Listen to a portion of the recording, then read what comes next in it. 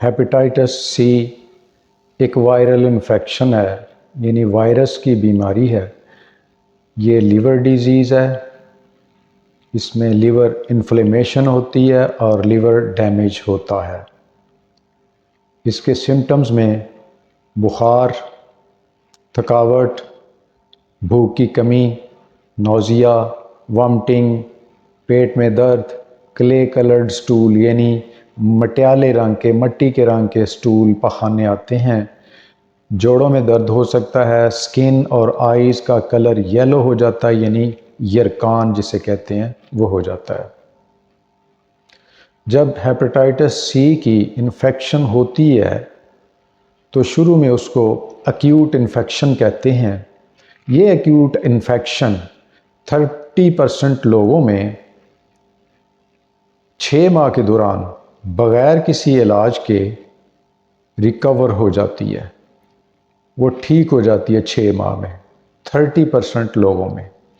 लेकिन 70% लोगों में ये एक्यूट इन्फेक्शन हेपेटाइटिस की डेवलप करती है और क्रॉनिक इन्फेक्शन बन जाती है। अब इस क्रॉनिक इन्फेक्शन के 15 से 30% केसेस 15 से 20 साल के बाद डेवलप करके सिरोसिस ऑफ लिवर हो जाता है। हेपेटाइटिस सी की ट्रांसमिशन कैसे होती है, इसके वायरस एक से दूसरे को कैसे लगते हैं, इसके कुछ ज़राए हैं। कंटेमिनेटेड सिरिंजेस और नीडल्स।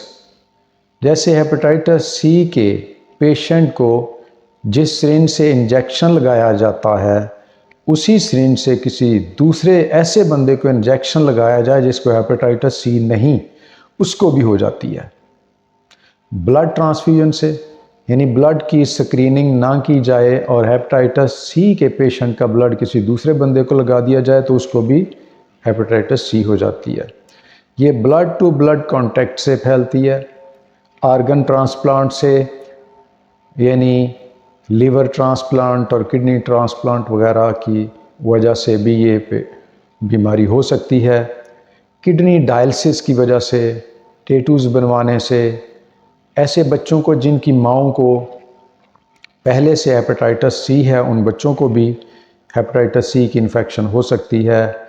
इन्फेक्टेड रेज़र से शेव करने से, इन्फेक्टेड टूथब्रश, ऐसा टूथब्रश जिससे हेपेटाइटिस सी के पेशेंट ने दांत साफ़ किए हों, फिर कोई दूसरा सेहतमंद आदमी उसी ब्रश से दांत साफ़ करे तो उसको भी हेपेटाइटिस सी हो सकती है।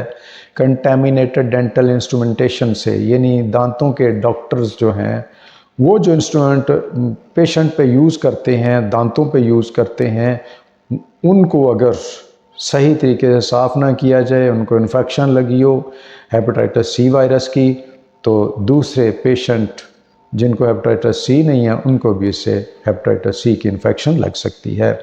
IVDU यानी इंट्रावीनस ड्रग यूज़, उसकी वजह से नोज़ और ईयर पीसिंग यानी नाक और कान छिदवाने से ये इन्फेक्शन हो सकती है। सर्जिकल ट्रीटमेंट यानी ऑपरेशन वगैरह करवाने से भी ये इन्फेक्शन बीमारी लग सकती है।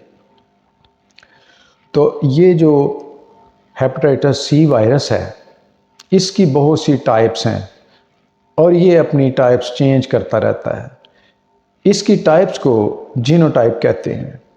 इसकी जीनोटाइप की तादाद 8 है, जिसे 1, 2, 3, 4, 5, 6, 7 और 8 से डिनोट किया जाता है। जैसे जीनोटाइप 1, जीनोटाइप 2, जीनोटाइप 3, 4, 5, 6, 7, 8 वगैरह।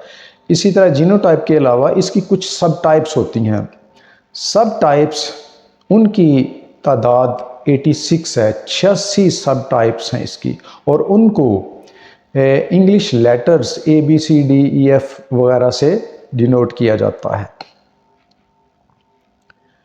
तो हेपेटाइटिस सी ये वायरस जो है हाई डिग्री जेनेटिक डाइवर्सिटी को कंटिन्यू करता है और इंक्रीज़ करता रहता है और अपनी नई नई सब टाइप्स बनाता रहता है। अगर हम बात करें वर्ल्ड वाइड पूरी दुनिया में, कुछ टाइप्स वो ऐसी हैं जो पूरी दुनिया में पाई जाती हैं और कुछ टाइप्स ऐसी हैं जो सिर्फ एरिया वाइज मखसूस एरिया में होती हैं।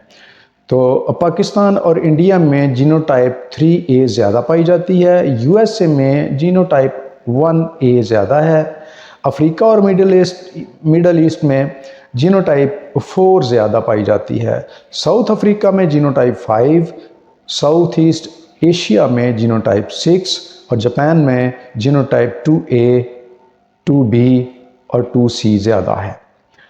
अब हम बात करेंगे हेपेटाइटिस सी के होम्योपैथिक ट्रीटमेंट की। इसके लिए 4 मेडिसिन बहुत ज़रूरी हैं जो सब पेशेंट को दी जाए। इन मेडिसिन में सबसे पहली मेडिसिन है नक्सवामिका 1 mg 1 डोज। दूसरी मेडिसिन हेपेटाइटिस सी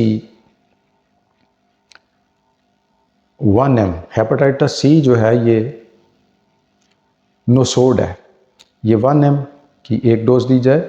उसके बाद क्रोटाइलस होराइडस, ये सारकोड है, 1 mg में 1 डोज दी जाए। और उसके बाद तीसरे नंबर पे पल्साटीला 1 mg की 1 डोज। ये 4 मेडिसिन है, इसी तरतीब के साथ हर पेशेंट को दी जाएं तो हेपेटाइटिस सी का पेशेंट इनसे ठीक हो जाता है। इसके अलावा कुछ सिम्टम्स ख़ास तौर पर अगर पेशेंट में मिल जाएं तो इन मेडिसिन के अलावा और मेडिसिन भी सिम्टम्स के बेस पर सिलेक्ट की जाए।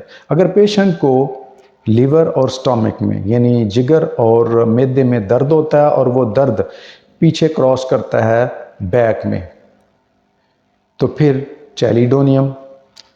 अगर पेशेंट की स्प्लीन एनलार्जमेंट है यानी तिल्ली बढ़ी हुई है और पेशेंट के यूरिन में स्पेसिफिक ग्रेविटी एलिवेट कर गई है यानी स्पेसिफिक ग्रेविटी बढ़ी हुई है और तिल्ली बढ़ी हुई है, तो ऐसे पेशेंट के लिए चुनेंथस दी जाएगी।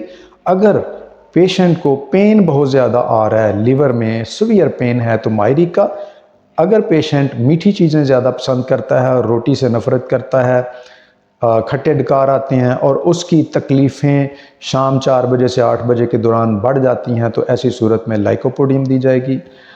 अब हम बात करेंगे कि इसकी कॉम्प्लिकेशंस क्या हैं। हेपेटाइटिस सी होने के काफ़ी अर्सा के बाद और क्या कॉम्प्लिकेशन और क्या तकलीफ़ें हो सकती हैं, उनमें कॉमन है सिरोसिस ऑफ लिवर।